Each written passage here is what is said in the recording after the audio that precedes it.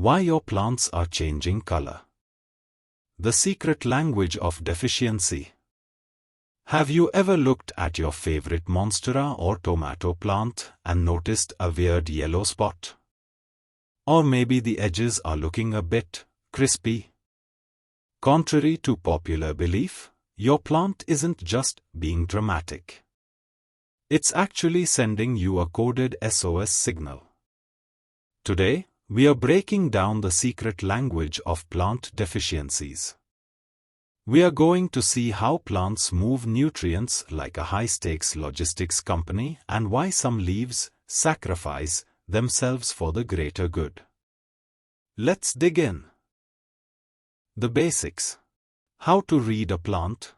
When a plant is hungry for minerals, it shows symptoms like stunted growth, chlorosis, that's science speak for yellowing, and necrosis, death of tissue.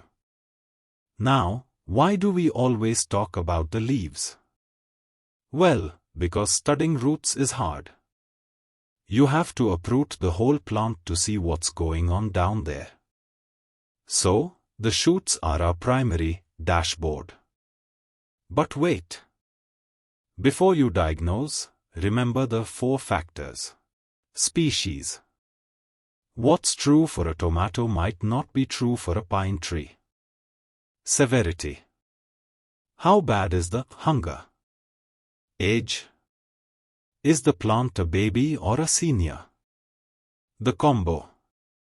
Sometimes a plant is missing 2 things at once. Talk about a headache. The logistics, mobile versus immobile. Here's the mind-blowing part. Plants have an internal delivery system called the phloem. Some elements, like nitrogen, phosphorus, and potassium, are mobile. They travel fast. If the plant runs out, the young, VIP, leaves at the top actually steal nutrients from the old leaves at the bottom. This is why nitrogen deficiency shows up in old leaves first. But elements like iron or calcium, they're stuck. They don't move well. So, if they run out, the young leaves suffer first because the old leaves can't share the wealth. The big 3, NPK. Alright, let's break down the big 3 on our leaderboard, the essential NPK trio that every gardener needs to know. First up is nitrogen, the plant's ultimate fuel. It's responsible for building chlorophyll, proteins, and DNA, so when it's missing, your older leaves will turn a sickly pale yellow while the roots stay tiny and fruits begin to crack.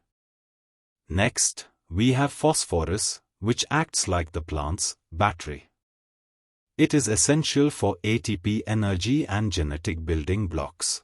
Without it, you'll see stunted growth and a strange, dark green or even purple tint creeping into the leaf veins.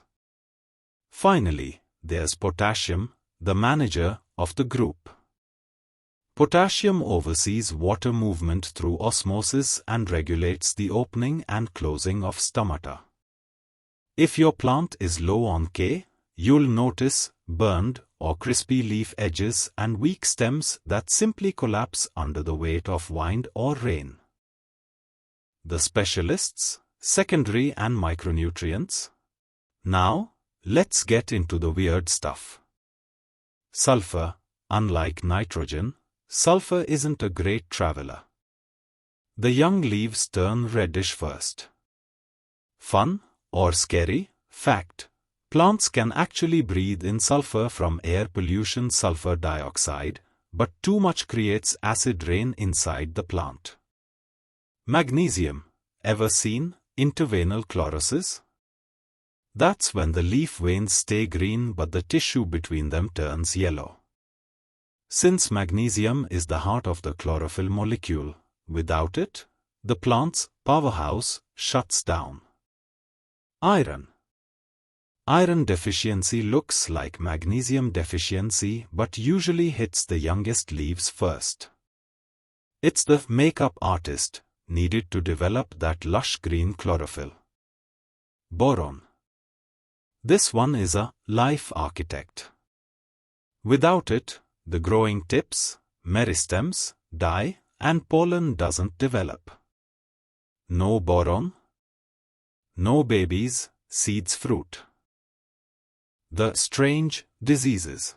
Sometimes deficiencies cause specific nicknames you should watch for. Whiptail.